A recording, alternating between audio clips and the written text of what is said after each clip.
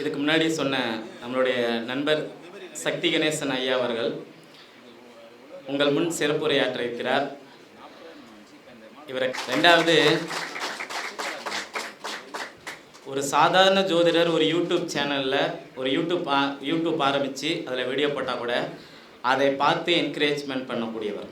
ரொம்ப நல்ல ஒரு மனிதர். ஏன்னா மன்னர் எவ்வளியோ மக்கள் அவ்வளி அந்த அமைப்பில் இப்போ நம்மளுடைய சக்தி கணேசன் சார் வந்து பேச வராரு. இன்றெடுத்த இப்பணியும் இனி எடுக்கும் எப்பணியும் நன்மணியே சண்முகனார் தன்னுடனே நீ எழுந்து என் பணியை உன் பணியாய் எடுத்தாண்டு எமை காத்து பொன் வயிற்று கணபதியே போற்றி என போற்றுகின்றேன். குருநாதர் பாதம் பணிந்து சபையோர் அனைவருக்கும் முதல் வணக்கம். அதாவது ஜோதிடம் என்பது மிகப்பெரிய அற்புதமான கலை. ஆயக்கலை 64னுக்குள் பார்த்தீங்கன்னா ஒருத்தன் கம்பு சுத்தமாக பெரிய ஆர்டிஸ்டாக இருப்பான், பாடகராக இருப்பான், டிரைவராக இருப்பான், என்ன வேணாலும் சொல்லிடலாம். ஆனால் ஜோதிடரால் மட்டும்தான் சொல்லணும். ஒருத்தரை பார்த்து ஜோசியர்னு வேறு எந்த கலையும் வச்சு சொல்ல முடியாது. வேறு ஒரு கலையில் இருக்கிறவங்க ஒருத்தரை பார்த்து ஜோசியர்னு சொல்ல முடியாது. நாமளே தான் சொல்லிக்கணும். இப்போ பேர்பட்ட மிகப்பெரிய சபை, சான்றோர் பெருமக்கள் நிறைந்திருக்கக்கூடிய அற்புதமான சபை, அறிவார்ந்த சான்றோர்கள் மத்தியில் நம்ம என்னடா போய் பெருசாக பேசுகிற போகிறோன்னு முதுகு தலைலாம் வேர்த்து உட்காந்துருந்தோம். பின்னாடி உட்காந்துருந்தப்போ முடிஞ்சு போச்சு நம்ம கதை இன்றைக்கி அப்படின்ற மாதிரி. அதாவது தொட்டனை தூரும் மணற்கேணி மாந்தர்க்கு கற்றனை தூரும் அறிவு அப்படின்றது குறள். டெய்லி படிக்கணும், ஏதாவது ஒன்று தெரிஞ்சுக்கணும், ஏதாவது ஒன்று பேச பழகணும். ஜோசியர்னால் பேசணும் அப்படின்றது அதான் விதி ஒன்று. இந்த சபையில் நான் முக்கியமாக சொல்லிக்க வேண்டியது என்னென்னு கேட்டிங்கன்னா, இன்றைக்கி நம்ம ஒரு புதுசாக ஒரு விஷயம் கற்றுக்கிட்டோமா அப்படின்னா கண்டிப்பாக நம்ம கற்றுக்கிட்டோம். இப்போ நான் நிறைய கற்றுக்கிட்டேன். இப்போ காலையில் ரவிச்சந்திரன் சார் கேட்டாங்க, யாரெல்லாம் இங்கே ஜோசியர் தொழில்முறை ஜோசியர் கை தூக்குங்கன்னு சொன்னப்போ ஒரு 4 பேர் கை தூக்குனாங்க. அந்த தொழில்முறை ஜோசியர் அடுத்த கேள்வி அவர் கேட்குறப்ப கை தூக்கியே தான் வச்சுருந்தாங்க. உங்களுக்கெல்லாம் ஜாதகம் பார்க்குறதுல பயம் பதட்டம் இருக்கான்னு சொல்லும்போது தொழில்முறை ஜோசியர் கையை தூக்கணுங்க தூக்கி தான் வச்சுருந்தாங்க. அதை நான் பார்த்தேன். அது ஏற்றுக்கொள்ள முடியாத விஷயம். ஏன்னா நீங்கள் ஒரு பாயிண்ட்டு சொல்கிறீங்கன்னா அதில் தெளிவாக இருக்கணும். அந்த மாதிரி எதனா ஒரு 4-5 பாயிண்ட்டை சொல்லலான்ட்டு தான் வந்திருக்கேன். இப்போது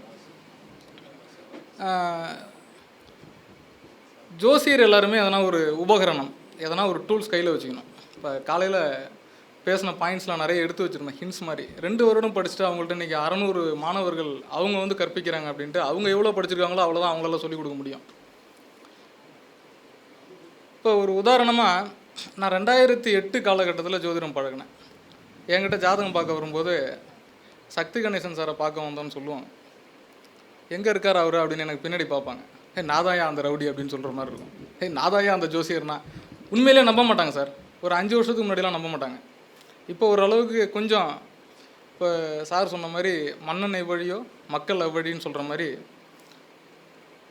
குருவை நம்ம பார்க்கக்கூடாது, குரு நம்மளை பார்க்கணும். உரைதிட புரைநில் வீட்டை உத்தம குருவே பார்க்கில் அரைதிட ஜென்மமேனும் அங்கேனும் குருவே பார்க்கில் நிறைந்திடும் ஆயுசோடும் திருநேர் புகழினோடும் திரைநிகழ் நலத்தினோடும் ஜாதகன் வாழ்வான்னு சொல்கிறாங்க பாடலில். அப்போ ஜோதிடம் பொய் கிடையாது, பாடலும் பொய் கிடையாது. பராசரருக்கும் பிருகு நந்திக்கெலாம் வந்து யார் வந்து பட்டம் கொடுத்தா?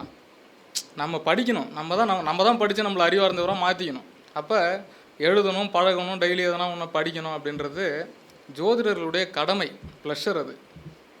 அப்போ இன்றைக்கி இப்போ சார் கூட சொன்னாங்க எத்தனை பேர் ஹின்ஸ் எடுக்கிறாங்கன்னு பார்ப்போம் அப்படின்னு. எவ்வளோ பாயிண்ட்ஸ் இன்றைக்கி வந்து நம்மளுக்கு கிடச்சிருக்கு அப்படின்னா கிட்டத்தட்ட வந்து ஒரு 2 புத்தகம் எழுதுகிற அளவுக்கு நம்மளுக்கு இன்றைக்கி பாயிண்ட் கிடச்சிருக்கு. என் நோட்டு இந்த பாக்கெட்டில் வச்சுருந்த டைரியே தீர்ந்து போச்சு. நான் இப்போ வீட்டில் போயிட்டு இன்னொரு டைரி ப்ரிப்பேர் பண்ணி பாக்கெட்டில் வைக்கணும். அந்த அளவுக்கு ஹின்ஸ் எடுத்து வச்சுருக்கேன். அவ்வளோ விஷயம் இருக்குது. ஏன்னா சார் வந்து 3 விதிகள் சொன்னாங்க. மீனாட்சி சுந்தரம் சார் பிரசன்ன விதிக்கு ரொம்ப இயல்பாக நடைமுறை வாழ்க்கையில் சாதாரணமாக நம்ம கூட பயணிக்கக்கூடியது, பிரபஞ்சத்தில் நம்மளுக்கு கண்ணுக்கு முன்னாடியே தெரியக்கூடிய விஷயங்கள் தான் ஹோரை, கடிகார பிரசன்னம். அப்புறம் கேபிக்குள்ளார போகும்போது அது கொஞ்சம் வித்தியாசமான விதிகள். சார் சொன்னது வந்து பார்த்திங்கன்னா அது எல்லாருக்குமே புரியுமா? அது ஒரு மிகப்பெரிய கணிதம், அதை விட்டுருவோம். இப்போ ரொம்ப சாதாரணமாக இந்த ஹோரை பிரசன்னம் எப்படி வேலை செய்யுதுன்னு பாருங்கள். சிம்பிள் உதாரணமே சொல்கிறேன். இப்போ இன்றைக்கி என்ன கிழமை சார்? சூரியன் எங்கே சார் இருக்குது? சூரியன் எங்கே இருக்குது? புதன் வீடு தானே. எத்தனை குரு இங்கே இருக்காங்க? குருவோட சூரியன் இருக்கா? நம்ம எல்லாம் ஜோசியரா? புதன் வீடு இல்லையா? என்ன ஓர போயிட்டுருக்கு? சுக்கிரன் என்ன சாரத்தில் இருக்குது? ஒன்றும் இல்லை சார், சுக்கிரன் சூரியன் சாரத்தில் இருக்குது, சூரியன் குருவோட இருக்குது, புதன் வீட்டில் இருக்குது. அவ்வளோதான் சார். நம்ம எல்லோரும் குருகள் கூட இருக்கோம், நிறைய குருமார்கள் கூட இருக்கோம், ஜோசியர்கள் கூட இருக்கோம். இப்படி தான் தொடர்பு படுத்தணும். ஒரு பிரசன்னம் எடுக்கிறோம் அப்படின்னு கேட்டேன். இப்போ உதாரணமாக ஒரு ஹோரை பிரசன்னம், எல்லோரும் ஒரு லெட்டர் பேட் வச்சுக்கோங்க சார். நீங்கள் உங்களுக்குள்ளார பயந்துக்க கூடாது. எல்லோரும் என்ன பண்ணுங்கன்னா ஒரு லெட்டர் பேட் போட்டுக்கோங்க. அவங்க பேரில் எதனா ஒரு ஜோதிட நிலையம் ஏதோ ஒன்று எழுதி மேலே அவங்க குலதெய்வம் பேரோ இல்லை உங்களுக்கு இஷ்ட பேர் ஏதோ ஒன்று போட்டு ஒரு லெட்டர் பேட் முதல்ல போடுங்க. அந்த லெட்டர் பேடில் உங்களுக்கு என்னெல்லாம் ஐடியா இருக்கோ அதெல்லாம் வரிசைப்படுத்துங்க. ஜாதகருடைய பெயர், பிறந்த தேதி, நேரம், ஊர், அப்புறம் அவங்க அந்த அந்த ஒரு ஹோரைன்னு போட்டு ஒரு லைன் போட்டு வச்சுங்க. அவங்க என்ன ஓரையில் வராங்கன்றதை நம்ம ரகசியமாக எழுதிக்கணும். சரியா? அந்த ஓரைநாதன் தொடர்பான கேள்வி கேட்காம, காரக கேள்வியை கேட்காம அந்த கிளைண்ட்டை நம்மளை விட்டு ஏஞ்சி போகவே மாட்டாங்க சார். எழுதிங்க. அந்த கிளைண்ட்டை நம்மளை தாண்டி போக மாட்டாங்க. குரு ஓரையில் வந்தால் தன்னுடைய குழந்தையை பற்றி கண்டிப்பாக கேட்பாங்க. குரு ஓரையில் வந்தால் தன்னுடைய பிள்ளைகளை பற்றி கேட்காம போக மாட்டாங்க. சுக்கிர ஓரையில் வந்தால் கல்யாணத்தை பற்றியோ மனைவியை பற்றியோ சகோதரிகள் பற்றியோ கேள்வி உண்டு. சுக்கிர ஓரையில் வந்தால். சூரியன் ஓரையில் வந்தால் அரசாங்கம் தொடர்பான கேள்விகள், தகப்பன் சம்மந்தப்பட்ட கேள்விகள் இல்லாமல் ஏஞ்சி போக மாட்டாங்க. இப்போ ஐயா கேட்டுட்டு இருந்தார் என்கிட்ட, கரெக்டாக 1:50 சூரிய ஓரை, இன்றைக்கி ஞாயிற்றுக்கிழமை, கரெக்டாக சூரிய ஓரை. நான் அடுத்த கேள்வி என்ன தெரியுங்களா கேட்டேன்? உங்களோட லக்னம் என்ன சார்னு கேட்டேன். கன்னியா லக்னம் அவர். கரெக்டாக சார்? அவருக்கு வயசு 55, 10. தொழில் வேலை சார்ந்த கேள்வி. அவர் எனக்கு கை தட்டினார் தனியாக. தூங்கிடாதீங்க சார், கை தட்டுங்க சார். என்ன மாதிரி அப்ராணி ஜீவராசிகளையும் கொஞ்சம் என்ன அடிப்படை மாணவர்கள், உங்களோட நானும் ஒரு ஆள் தான், கற்றுக்கிட்டு இருக்கேன்.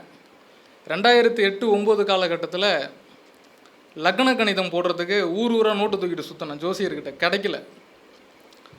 ஐயா சொன்னாங்க 2 வருடத்துக்கு முன்னாடி ஜோதிடம் யூடியூப்பில் பார்த்து படித்து கற்றுக்கிட்டு இன்றைக்கி ஜோசியர்னு அவங்க பேரை பக்கத்தில் போட்டு ஜோதிடத்துக்கு மிகப்பெரிய அவல நிலை தான். உண்மையிலே வருத்தமாக தான் இருக்குது.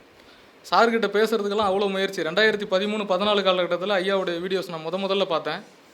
2016-17 தீவிரமாக யூடியூப்பில் வந்து கீழே பலனுக்கு எங்களுக்கு ஜாதகத்துக்கு பலன் கேட்குறதுக்கு நானும் என் மனைவி சேர்ந்து டைப் பண்ணிக்கிட்டே இருப்போம், அடிச்சுக்கிட்டே இருப்போம். இன்றைக்கும் சாரோட மெயிலில் இருக்கும், ஐயா உங்களுடைய கடைக்கன் பார்வையாவது என் மேல் படாதா அப்படின்னு அவருடைய மெயிலுக்கு நான் பண்ணியிருப்பேன். ரத்தனம் பார்த்துருப்பாருன்னு நினைக்கிறேன். என்ன அந்த மாதிரி அந்த குருவை வந்து நம்ம எந்த அளவுக்கு தீவிரமாக பின்தொடர்றோமோ கண்டிப்பாக அந்த குருவோட ஆசி உங்களுக்கு கிடைச்சே தீரும். அதில் மாற்றுக்கருத்தே இல்லை. சூரியனோட குரு இருக்கக்கூடிய காலகட்டம் ஆனி மாதம், ஆனி பௌர்ணமி, அதை நோக்கி நம்ம பயணிச்சிக்கிட்டு இருக்கோம். குரு பூர்ணிமா. உங்களுடைய குருமார்களை நேசிக்க கற்றுக்கொள்ளுங்கள். ஏதாவது ஒரு டூல், எதனா ஒரு உபகரணத்தை கையில் பிடிச்சிங்க. அன்றைக்கி ரொம்ப கடினமாக பாயிண்ட்ஸ்லாம் கிடைக்காது. அன்றைக்கி வந்து லக்ன கணிதம் போடுறதுக்கு எங்களுக்கு கணிதம் தெரியும், நாடிகை கணிதம் தெரியாது, லக்ன கணிதம் தெரியாது, சந்திரனுடைய ஆதி அந்த பரம நாடிகை எப்படி கணிச்சு தசாபுத்தி எழுதுறது, ஒரே ஒரு 100 ரூபா கால்குலேட்டர் வச்சு சுற்றிட்டு இருப்போம். இப்போ நீங்கள் ஃபோனில் தட்டி நீங்கள் ஒரு ஜோசியர், ஃபோனை பார்த்துட்டு நீங்கள் ஜோசியர் நாளைக்கு சொல்லிடலாம். ஒரு நாளில் ஜோதிடர் ஆகலாம், ஒரு மாதத்தில் ஜோதிடர் ஆகலாம், இருக்கு இல்லையா? இது யூடியூப்பில் வர போது தவறாக எடுத்துக்க போகிறாங்க. அதாவது ஏன் சொல்ல வரேன்னா, கம்ப்யூட்டரை பார்த்து மட்டுமே நம்ம பலன் சொல்கிறோம் அப்படின்றத தாண்டி கையில் எழுத பழகணும். அப்போ தான் வந்து சாரம் எழுதும்போது தான் அந்த சாரநாதன் எந்த பாவத்தில் தொடர்புடைகிறான்றது புரியும். அந்த கிரகத்துக்கு வீடு கொடுத்த கிரகம் பாவாதிபதி என்ன நிலைமையில் இருக்கான்னு புரியும். இப்போ ஐயா சொன்னாங்க பேசும்போது காலையில், பாவக்காரகம் கிரகக்காரகம் தெரியாமல் பலன் எப்படி சார் சொல்ல முடியும்? சொல்ல முடியாது.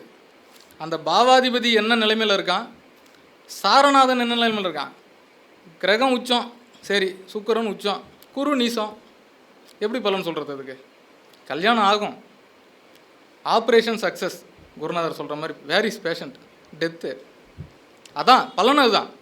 ஸோ இதில் என்ன நம்ம புரிஞ்சுக்கணும் அப்படின்னா, சாரம் அறியாதவன் சோரம் போய்விடுவான். கிரகங்களுடைய காரகங்களை பிரித்து பார்க்க தெரிய வேண்டும். நீங்கள் வந்து இப்போ சார் காலையில் படிப்பு சொல்லும்போது சொன்னாங்க, 5ஆம் அதிபதிக்கு நீங்கள் ஒரு பக்கம் தயார் பண்ணுங்கள் சார். எவ்வளோக்கு எவ்வளோ கிரக காரகங்கள் தெரிஞ்சிக்க முடியுதோ அந்தளவுக்கு உங்களால் பலன் சொல்லிக்கிட்டே இருக்க முடியும். அந்தளவுக்கு நம்மளால் பலன் எடுக்க முடியும். பாவக்காரகங்களை மட்டுமே வச்சு சொல்ல முடியும், கிரகக்காரங்களை வச்சு மட்டும் சொல்ல முடியும். தசாநாதன் புத்திநாதனுடைய விதிகள் என்ன, என்ன தசை நடக்குது, என்ன புத்தி நடக்குது, அவன் என்ன கேள்வி சார்ந்து வந்திருப்பான் அப்படின்றத கண்டிப்பாக வர்ற கிளைண்ட்டு அவங்க கையில் ரிசல்ட் வச்சுருப்பாங்க. அவங்கள பார்த்த உடனே நம்ம சொல்லிடலாம். சொல்ல முடிஞ்சால் தான் ஜோதிடத்தினுடைய வெற்றி அங்கே தான் இருக்குது. அவங்க கொடுக்குற ஃபீஸில் சக்ஸஸ் இல்லை. ஜோசியருடைய சக்ஸஸ் எங்கே இருக்குன்னா அவங்க சொல்லக்கூடிய பலனில் இருக்குது. கண்ட கோணத்ததிபன் கலங்கமே இல்லாமல் கருதியே நல்லோர் மனை வீற்றிருக்க எந்திக்கிலும் சேனை பெற்று புகழுடன் வாழ்வான் என்று உரைத்திடண்டா.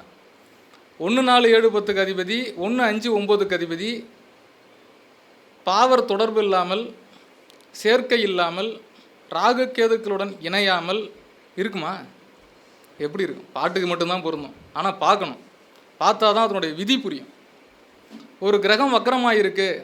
எந்த கிரகங்கள் வக்கரம் பெறலாம், எந்தெந்த கிரகங்கள் வக்கரம் பெறக்கூடாது? முதல்ல வக்கரம்னா என்னன்னு தெரிஞ்சுக்கணும். அதுக்கு விதி என்ன, விதி விலக்கு என்ன?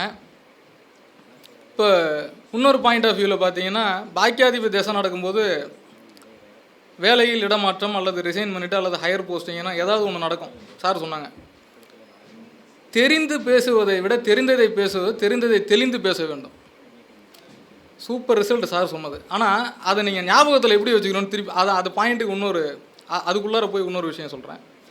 உங்களுடைய தொழில் ஸ்தானத்திற்கு விரயஸ்தானம் 10ஆம் இடம், ஜீவனத்திற்கு விரயம் பாக்கியம், உத்தியோகத்திற்கு விரயம் யோகம். வீட்டிலே தூங்குவான். 5 கூட தேசம் நடந்தனா சுகவாதியாக இருப்பான். அப்பா சம்பளத்தில் தான் சாப்பிட்டு தூங்கிட்டு இருப்பான், வேலைக்கு போக மாட்டான். பாக்கிய தேசம் நடக்குதுன்னா வெளிநாட்டில் இருக்கும், வீட்டுக்கு வந்துடுவான். நம்ம நினைப்போம் நம்ம யோக பாக்கியத்தை மட்டும் சொல்லிட்டு இருப்போம். அதான் பாவத் பாவம்.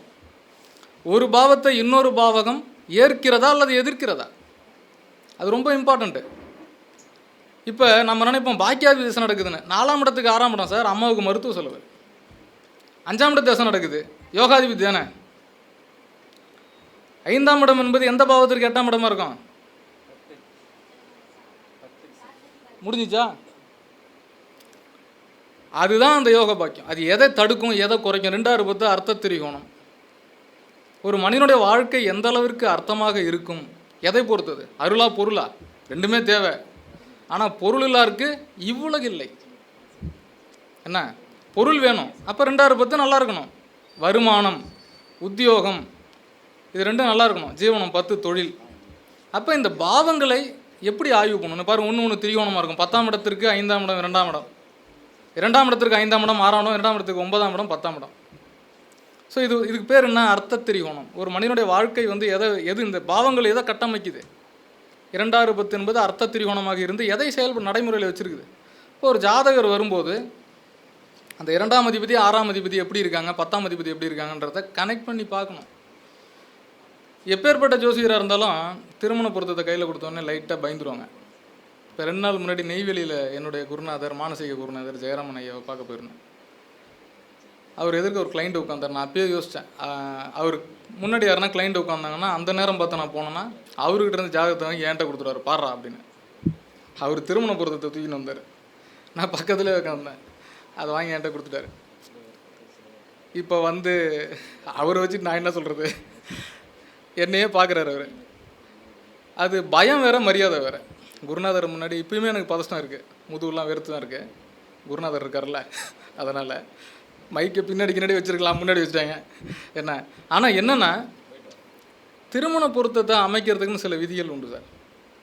அந்த விதிகள் நமக்கு அநேகம் 1000 தெரிந்திருந்தாலும் அந்த குருவிற்கு முன் நிற்கும்போது சில டென்ஷன் இருக்கும். இருந்தாலும் போட்டேன். இந்த ரூல்ஸ்லாம் நோட் பண்ணிக்கங்க. 7ஆம் அதிபதி நீசம் அடைதல், 7ஆம் அதிபதி நீசம் பெறுதல், 7ஆம் அதிபதிக்கு வீடு கொடுத்தவன் நீசம் அடைதல், 7ஆம் அதிபதிக்கு சாரம் கொடுத்தவன் நீசம் பெறுதல், 7ஆம் அதிபதி நீசம் பெற்றவனுடன் இணைந்திருப்பது, நீசம் பெற்ற கிரகத்துடன் இணைந்திருப்பது, 7ஆம் அதிபதியை நீசம் பெற்ற கிரகம் பார்ப்பது. என்ன இந்த ரூல்ஸ்லாம் எழுதிங்க. 7ஆம் அதிபதி லக்னத்திற்கு 2ஆம் பாவத்தில் இருந்தாலும், 2ஆம் அதிபதி 7ஆம் பாவத்தில் இருந்தாலும், இந்த 2 7ஆம் பாவங்கள் தொடர்பு பெற்றாலும் லேட் மேரேஜ், விவாகரத்து, திருமணத்தில் ஒரு கசப்பான நிலை கட்டாயம் உண்டு. எழுதிங்க. சிம்பிள் ரூல்ஸ் தான். ஏன் 7ஆம் இடத்து அதிபதி 2ல் இருக்கக்கூடாதுன்னா 7ஆம் இடத்துக்கு 8ல் மறையும். 2 கூட ஏன் 7ல் இருக்கக்கூடாதுன்னா அது 2ஆம் இடத்துக்கு 6ஆம் இடம்.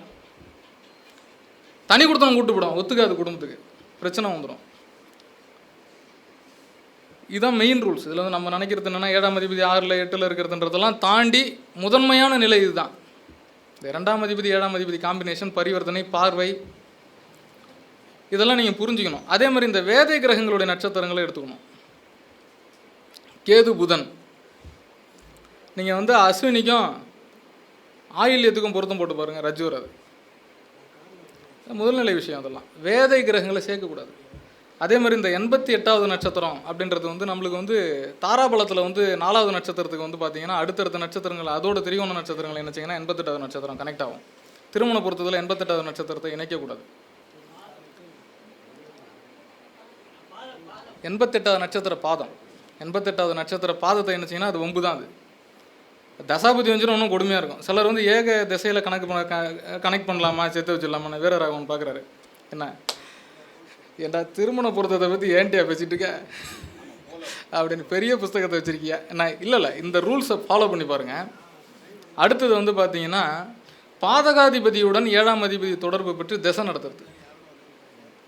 பாதகாதிபதியோட 7ஆம் அதிபதி தொடர்படைவது, பாதகாதிபதி 6ஆம் இடத்துடனோ 8ஆம் இடத்துடனோ தொடர்படைந்து திசை நடத்துறது அல்லது புத்தி நடத்துறது. இந்த குறித்த காலத்தில் திருமணம் செய்யக்கூடாது. இப்போ கொஞ்ச நேரமோட ஜாதகம் பார்த்தேன், அதே மாதிரி தான் இருந்தது. அது பார்க்குறதுக்கு பிக்சர் நல்லா தான் இருக்கும், ஜாதகம் நல்லா இருக்கிற மாதிரி தெரியும், ஆனால் பின் விளைவுகள் வித்தியாசமாக இருக்கும் அதில். சரிங்களா? அது நெகட்டிவாக இருக்கும். இந்த மாதிரி ஒரு மேலோட்டமான விதிகள் இந்த வேதை நட்சத்திரங்களை சேர்க்கக்கூடாதுன்னு சொன்னது. முக்கியமாக புதன், கேது, சூரியன், குரு, சந்திரன், ராகு, இந்த நட்சத்திரங்களை சேர்க்கக்கூடாது. இதெல்லாம் ரஜ்ஜு பொருத்தம் வராது. தாராபலம் பார்க்குறதுன்றது ரொம்ப முக்கியம். தாராபலம் கண்டிப்பாக பார்க்கணும். தாராபலத்தை பார்த்து தான் நீங்கள் தாராபலம் இல்லைன்னா நீங்கள் சேர்த்து வைக்கிறதுன்றதே வேஸ்ட்டு. 10 பொருத்தத்தை தாண்டின விஷயம் அது. சரிங்களா? தாராபலத்தில் நெகட்டிவ் இருந்ததுன்னா நீங்கள் சேர்த்து வச்சுன்னா நெகட்டிவ் தான். திருமண காலம் இருக்கும், அவங்க 2 பேரும் எப்படி இருப்பாங்க, எதிர்கால வாழ்க்கை எப்படி இருக்கும், எதிர்வரும் கூடிய திசைகள், அவங்க அந்த தம்பதியருடைய தசாபுத்தி, எதிர்வரும் தசாபுத்தி அவங்களுக்கு பேலன்சிங்காக இருக்கா, அவங்களுடைய பொருளாதார கட்டமைப்போடு 2 பேரும் குழந்தை இருக்குமா, அவங்க 2 பேரும் அண்டர்ஸ்டாண்டிங்காக தொடருவாங்களா. மினிமம் 30 இயர்ஸ் லைஃப் மினிமம் நல்லா இருக்கணும். 30 வயசில் கல்யாணம் பண்ணிக்கணும், 60 வயசுக்கும் நல்லா இருக்கணும் குறைஞ்சது. அதுக்கப்புறம் விவாகரத்து கோர்ட்டுக்கு எங்கே போகுது என்ன? அந்த மாதிரி நம்ம சில விஷயங்களை புரிஞ்சிட்டாலே போதும். இப்போ தசாபுத்தின்றது ரொம்ப ரொம்ப முக்கியம். ஒரு ஜாதகத்தை எடுத்து பார்க்கும்போது எதை எப்படி தொடர்பு படுத்தணும், விதிகள் என்ன, விதி விலக்குகள் என்ன, இந்த ரூல்ஸ்லாம் நீங்கள் எடுத்து பார்த்தீங்கன்னால ரொம்ப ஈஸியாக புரியும். நிறைய பேருக்கு வந்து பாதகாதிபதி திசை நடக்குதுன்னா அதில் பயம் இருக்கும். பாதகாதிபதியை வந்து எப்படி கால்குலேட் பண்ணணும், 22nd திரேகானா 64th நவாம்சம்லாம் ஒரு கால்குலேஷன் இருக்குது. அந்த மாதிரி அமைப்புகளில் பாதகாதிபதி கனெக்டாக இருந்தால் தான் ரொம்ப நெகட்டிவாக இருக்கும். அங்கே தான் மரணம் போன்ற ஹாஸ்பிட்டலைசேஷன், படுத்த படுக்கை, இந்த மாதிரிலாம் இருக்குது. ரொம்ப மோசமான விளைவுகள் கொடுக்கக்கூடியது, உடல் துண்டாக்குதல், தற்கொலை, இதெல்லாம் அங்கே தான் இருக்கும். அப்போ பாதகாதிபதி தசை நடக்குதுன்னு எடுத்தோடனே சொல்லிடக்கூடாது. எடுத்தோடனே பாதகாதிபதி தசை நடக்குது அப்படின்னு சொல்லக்கூடாது. அவன் அப்போ தான் சொல்லுவான், போன வருஷம் தான் அரசாங்க உத்தியோகமாக வந்து எனக்குமா, நம்மளை பார்த்து லேசாக நகைப்புக்குள்ளாக்கிட்டு போயிடுவாங்க. அதனால் பலன் சொல்லும்போது ரொம்ப கவனித்து பலன் சொல்லணும்.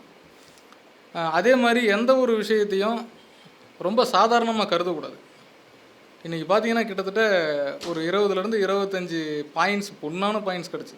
அவ்வளோ விஷயங்கள், கடிகார பிரசனம்லாம் பார்த்தீங்கன்னா எந்த விஷயமும் இல்லை, கடிகாரமே நின்னாலும் பரவாயில்ல, அப்போ என்ன எந்த நேரத்தில் நிற்கிது அதை பாரு அப்படின்ட்டார் சார்.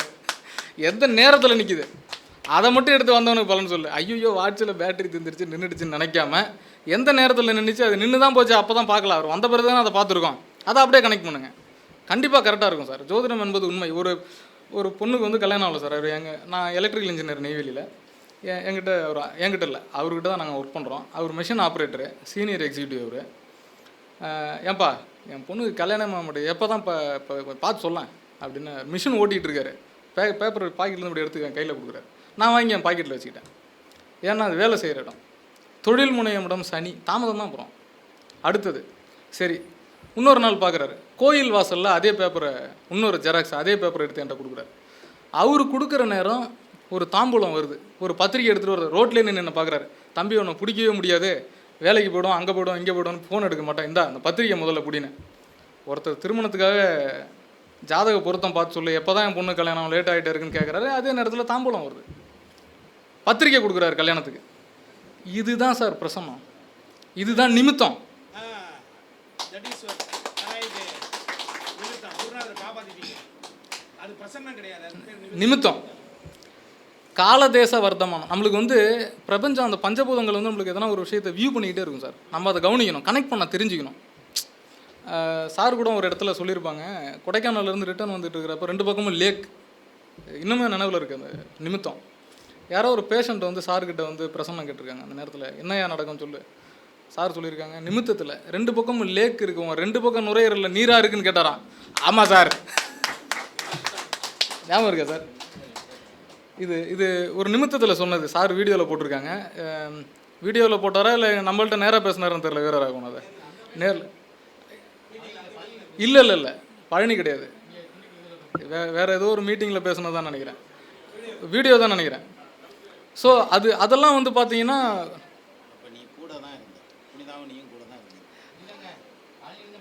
சரி ஓகே. இங்கே அப்போ இல்லை, இது ஒரு அற்புதமான நிகழ்வு இதெல்லாம். ஸோ அந்த நிமித்தம் இருக்குது இல்லைங்களா, ஏதாவது ஒன்று கண்டிப்பாக நம்மளுக்கு துல்லியமாக நேராக காட்டும்.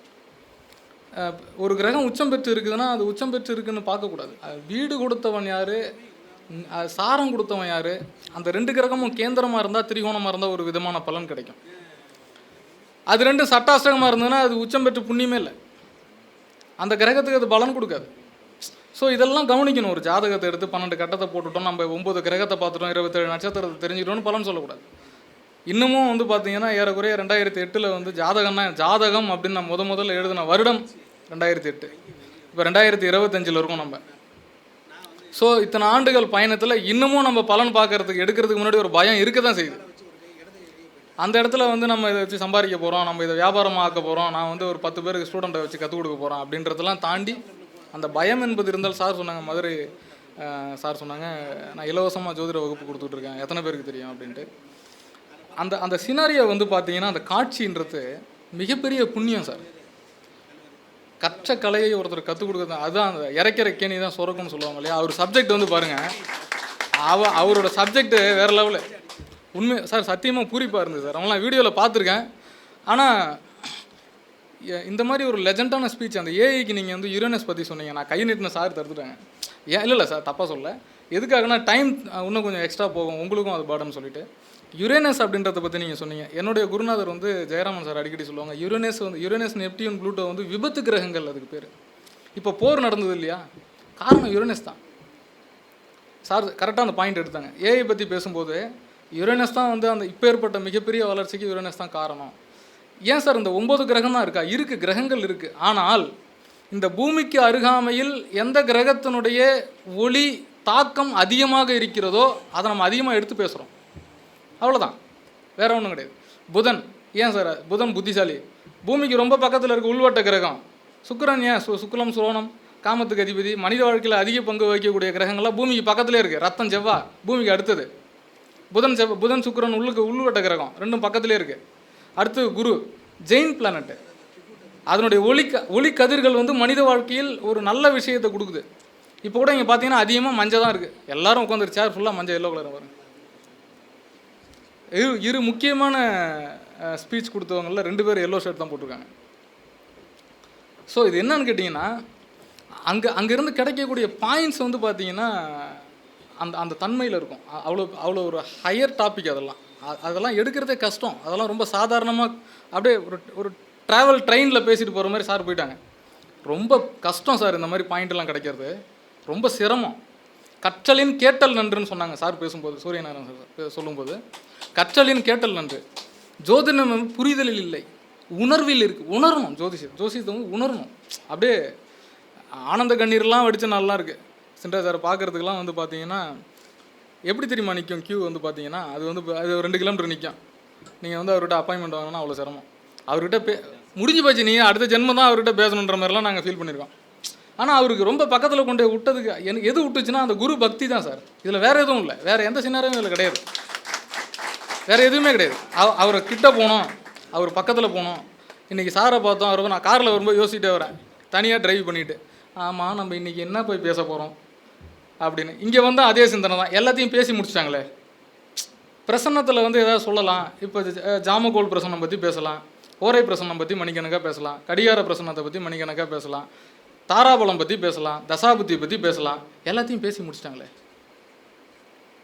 பெரிய லெஜண்ட்ஸ் பேசிட்டாங்க. இப்போ நம்ம அதை போய் திருப்பி பேசினா நல்லா இருக்காது. ஆனால் ஒன்றே ஒன்று சார், இந்த ஸ்டேஜ், இந்த அரங்கம் இன்று உங்களுக்கு கொடுத்துருப்பது சாதாரண வாய்ப்பு இல்லை. இங்கே இருக்கவங்க எல்லாருக்குமே குரு ஆசி இருக்குது. சின்ன விஷயமே கிடையாது. ரொம்ப கடினமான விஷயம். பெரிய லெஜண்ட்ஸ் தான் நீங்கள் நம்மள்ட்ட. பிஎஸ் ஐயர் வந்து சார் சொன்னாங்க, அப்போல்லாம் பிஎஸ் பிருகத் பராசர ஹோரா வந்து 2 வேலையும் இருக்குது சார். தயவுசெய்து எல்லோரும் வீட்லேயும் எல்லா ஜோசியரும் வாங்கிருங்க. அதை டிகிரி வைஸ் வந்து நீங்கள் அதில் வந்து சில விஷயங்களை பார்த்தீங்கன்னா சூப்பராக. ஆனால் பராசர ஹோரா தான் மெயின். ஜோதிட சாஸ்திரத்தில் நீங்கள் வந்து எதனா ஒரு புக்கு வச்சுக்கணுன்னா பிருத் பராசர ஹோரா வச்சுக்கணும் வீட்டில். அதை படிங்க. 2 நீங்கள் படிக்கிறீங்களோ இல்லை, சும்மா வச்சும் தலைமாட்டில் இருக்கணும். கொஞ்சம் புக்கு உயரமாக இருக்கும், சம்டைம் தூக்கி தலைக்கும் வச்சுக்கலாம். அதில் இருக்கிற பாயிண்ட்ஸ் மண்டலையாவது சும்மா வச்சோம். தயவுசெய்து வாங்கிங்க சரிங்களா. கிரகங்களுடைய உச்ச பாகை, நீச பாகை இதெல்லாம் இருக்குது. மூலத்திரிகோண பாகை இதெல்லாம் இருக்குது. நம்ம உச்சம் நீசம், அதில் பரம உச்சம் பரம நீசம் எத்தனை பேருக்கு தெரியும்? அதெல்லாம் தெரியாதவங்க தான் வகுப்படுத்திட்டு இருக்காங்க. உண்மையிலேயே நமக்குலாம் வகுப்படுத்து பயமாக இருக்குது. இப்போ சார்லாம் பேசி முடிச்ச பிறகு ஆமாம் நம்ம கிளாஸ்லாம் வேறு எடுக்கலான்னு ஐடியாவில் இருந்தோம், இன்னையோட விட்டுருணும் அந்த எண்ணத்தന്നെ. அவ்வளோ பாயிண்ட்ஸ் இருக்குது, அவ்வளோ பாயிண்ட்ஸ். அவங்க லெஜண்ட்ஸ்லாம் பேசும்போது பார்த்தீங்கன்னா, இன்னும் சார் பேசும்போதெல்லாம் இன்னும் நான் வேப்பாக தான் உட்காந்துருக்கணும். அதில் இருந்து இன்னொரு 10 பாயிண்ட் கிடைக்கும். ஸோ இது மாதிரி நிறைய விஷயங்களுக்கு போகிறோம், நிறைய பேர் கூட பழகுறோம், நிறைய பெரிய லெஜண்ட்ஸை பார்க்குறோம். குருமார்களோட தொடர்பில் இருக்கிறவங்களே வந்து ஒரு வகுப்பை கொடுக்கறதுக்கோ ஒருத்தங்கள்ட்ட பேசுகிறதுக்கோ பலன் பார்க்கும்போது பயத்தோடு அணுகும்போது இன்றைய ஜோதிட நிலைமை, இந்த ஜோதிடரோட நிலைமை எப்படி இருக்குன்னா, எடுப்பார் கைப்புள்ள மாதிரி போயிடுச்சு. அதுதான் வந்து கொஞ்சம் சில விஷயத்தை கம்ப்ரஸ் பண்ணிக்கணும். நிறைய மீட்டிங்ஸ் போகிறதுன்றது, இந்த மாதிரி பெரிய குருமார்களோட தொடர்பை ஏற்படுத்தி கொள்ளுதல், அதே மாதிரி நீங்கள் எடுக்கக்கூடிய ஜாதகத்தை வந்து எப்படி அணுகணும் அப்படின்றது நீங்கள் சொந்த ஐடியா வச்சுக்கிங்க. உண்மையிலே சொல்கிறேன், வீடியோஸ் நிறைய பாருங்கள். யாருடைய கருத்துக்களையும் புறக்கணிக்கிறதுன்றதை விட குறைச்சிக்கலாம். புறக்கணிக்க வேணாம், குறைச்சிக்கலாம். பார்க்குறது எது நல்லா இருக்கும் நல்லா இல்லைன்னு உங்களோட சொந்த ஐடியா இருக்கும் இல்லையா. அது மாதிரி அதிகமான பாயிண்ட்ஸ் இருக்கிற வீடியோஸ் எடுத்து பாருங்கள். முடிஞ்ச வரைக்கும் பழைய பஞ்சாங்கத்தெல்லாம் வாங்கி வச்சிங்க. அப்போ மெயின் அதுதான். லக்ன கணிதெல்லாம் போட்டு நீங்கள் வந்து லக்ன நிச்சயம் பண்ணி, ராசி நிச்சயம் பண்ணி, தசாயிருப்பு கணிதத்தை கரெக்டாக இருக்கா இல்லையான்னு பார்த்து நீங்கள் சாஃப்ட்வேரில் போடும்போதெல்லாம் 3 வருஷம் 2.5 வருஷம் தசாயிருப்பு மாறும், தசாபுத்தி மாறும், பலனும் மாறும். இப்போ சார் சொன்ன மாதிரி கொஞ்சம் நேரத்துக்கு முன்னாடி வர கிளைண்ட்டாக நம்மளுக்கு பாதி பலனை சொல்லிடுறாங்க. அதனால் நம்ம வந்து எப்படி இருக்கணுன்றத கிளைண்ட்ஸுக்கிட்ட இருந்து தான் கற்றுக்கணுன்ற மாதிரி. இப்பேற்பட்ட மிகப்பெரிய திருச்சி மாநகரில் நல்ல ஒரு இந்த மாதிரியான ஒரு நிகழ்வை ஏற்படுத்தி கொடுத்த ஸ்ரீ ரங்கநாச்சியார் ஜோதிட ஆராய்ச்சி நிலையம் ஜானகிராமன் அண்ணனுக்கு மிகப்பெரிய நன்றிகளையும் வணக்கத்தையும். அவர் வந்து எனக்கு மனசார சொல்கிறேன், அவர் எனக்கு ஒரு நல்ல சகோதரர் மாதிரி. என்னுடைய தந்தையார் உடல்நிலை சரியில்லாத நேரத்தில் என்னுடைய குருநாதர் வந்து அப்பாவை பார்த்துட்டு போனாங்க. அடுத்ததாக வந்து அண்ணன் வந்து அப்பாவை பார்த்துட்டு, நல்லா இருப்பார் சக்தி, பயப்படாதண்ணா, ரொம்ப சிக்கு, ஆனால் இன்றைக்கி சேமமாக இருக்காங்க வீட்டில் அப்பா. அப்பேற்பட்ட நல்லுள்ளம் வாய்ந்த ஜானகிராமன் அண்ணனுக்கு வந்து ரொம்ப என்னுடைய மனமார்ந்த நன்றிகளை தெரிவித்து கொண்டு, அவருடைய ஆசையும் எனக்கு வேணும். அனைவருக்கும் நன்றி, வணக்கம்.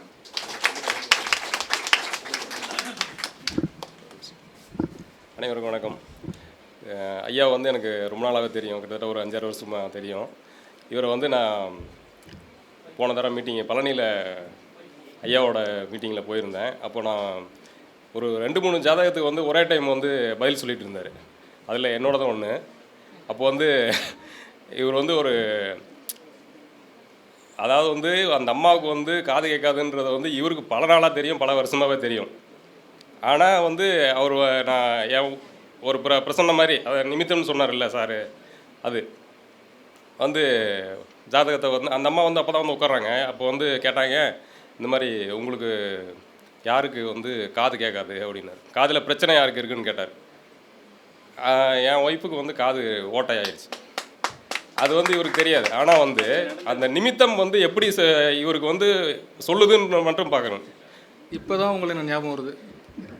அதுதான் பார்த்த மாதிரி இருக்கு. அதுதான் ஞாபகப்படுத்துறதுக்காக வேண்டிதான் நான் வந்தேன். நான் இவர் வந்து நான் என்ன தெரியாது, ஆனால் இவரை எனக்கு தெரியும். அதே மாதிரி தான் சாரியும் என்ன தெரியாது, அவரும் எனக்கு தெரியும். நான் விவேக் மாதிரி ஐஜியை தெரியுமா அப்படிங்கிறவர். அந்த மாதிரி கதை வந்து அதனால் வந்து அந்த நிமித்தம் வந்து டக்குன்னு வந்து அது வந்து நம்மளுக்கு டக்குன்னு வருமானு கேட்டால் அது கொஞ்சம் சந்தேகம் தான். அது வந்து பழக தான் வரும். அது இந்த நேரத்தில் சொல்லிக்கணும்னு ஆசைப்பட்டேன். நன்றி. அது எப்படி நீங்கள் சொல்லுவீங்க?